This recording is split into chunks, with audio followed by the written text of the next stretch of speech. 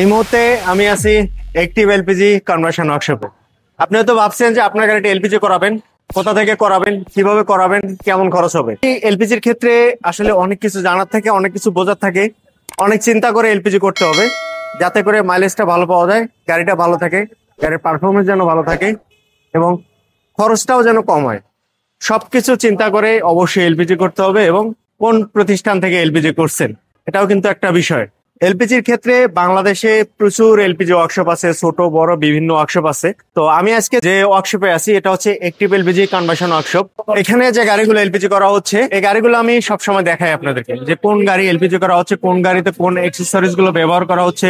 প্রথমে আমরা এখানে দেখতেছি আজকে এক্সিও গাড়ি, যে গাড়িগুলো টয়টার গাড়ি এবং যে কোনো অ্যাক্সেসরিজ এটাতে একদম ইজিলি এলপিজি করা যায়। পাশে আরেকটা আছে ভিস্তা গাড়ি, ওল্ড মডেলের ভিস্তা গাড়ি এবং নিশান এক্সটাইল।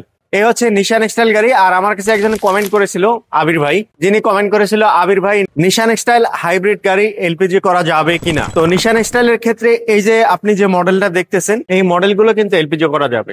আর পাশাপাশি নিশান এক্সটাইল এর মধ্যে এখন নতুন যে নিশান এক্সটাইল গুলো আছে নতুন মডেলের, সেটা হাইব্রিড হতে পারে বা নন হাইব্রিড হতে পারে, যেটাই হোক না কেন আমি সাজেস্ট করব এলপিজি না করানোর জন্য। তাতে করে আমার মনে হয় ভালো হবে। কারণ হচ্ছে নতুন মডেলের গাড়িগুলো এলপিজি করার ক্ষেত্রে আসলে অনেক সমস্যা হয়ে থাকে। তো সেই কারণে আমি বলবো যে নতুন মডেলের নিশান এক্সেল গাড়িগুলো যেগুলো আছে হাইব্রিড কিংবা নন হাইব্রিড যেটাই হোক না কেন এলপিজি না করাটাই বেশি ভালো এবং এলপিজি ছাড়া তেলে ড্রাইভ করলেই বেশি ভালো হবে। এখন আমার সামনে যে মডেলটা আছে এটা হচ্ছে 14, 15, 16 মডেলগুলো কিন্তু এলপিজি করতে পারবেন। এই মডেলগুলো কোনো সমস্যা নেই, বাট লেটেস্ট মডেলের নিউ মডেলের গুলো এলপিজি না করাটাই ভালো। আপনার কোন মডেলের গাড়ি এলপিজি করাতে চাচ্ছেন এবং টয়টার বাইরে যে যে ব্র্যান্ডের গাড়িগুলো আছে এই গাড়িগুলোর ক্ষেত্রে অবশ্যই আগে ফোন দেবেন। ফোন দিয়ে বিস্তারিত জেনে নেবেন যে আপনার গাড়িটা এলপিজি করা যাবে কিনা, কোনো সমস্যা হবে কিনা। এই বিষয়গুলো অ্যাক্টিভ এলপিজি থেকে আপনাদেরকে খুব খুব সহজভাবে আসলে ইনফরমেশন গুলো দিবে এবং হেল্প করবে আশা করি। তো সেক্ষেত্রে আপনি ক্লিয়ার হতে পারবেন যে এলপিজি করা যাবে কিনা। আর এবার যদি বলি যে আসলে গাড়িগুলো এলপিজি করতে কেমন খরচ হয়ে থাকে, এলপিজির ক্ষেত্রে 10 থেকে 12,000 টাকা থেকে রেঞ্জ শুরু করে আপনি 65,000 টাকাও এলপিজি করতে পারবেন।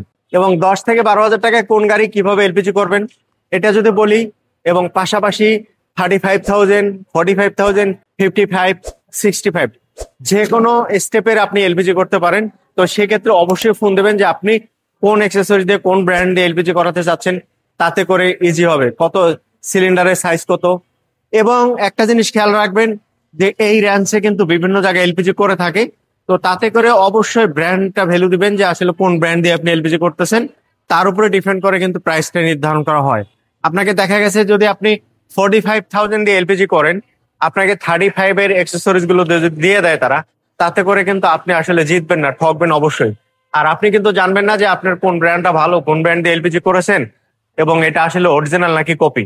তো সেক্ষেত্রে অ্যাক্টিভ এলপিজি কিন্তু আপনাকে সবসময় এই বিষয়টাকে হেল্প করবে যে আপনি কোন ব্র্যান্ড দিয়ে এলপিজি করবেন, গাড়িটায় কি গাড়ি, এই বিষয়গুলো সরাসরি ফোন দেবেন অ্যাক্টিভ এলপিজি কনভার্সন ওয়ার্কশপে। অ্যাক্টিভ এলপিজি কনভার্সন ওয়ার্কশপের লোকেশন হচ্ছে 100 fit road, Madani Avenue, Baridhara, Dhaka.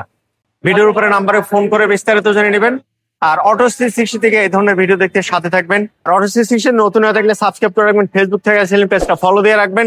এতক্ষণ সাথে থাকার জন্য অসংখ্য ধন্যবাদ। ভালো থাকবেন। আসসালামু আলাইকুম সবাইকে।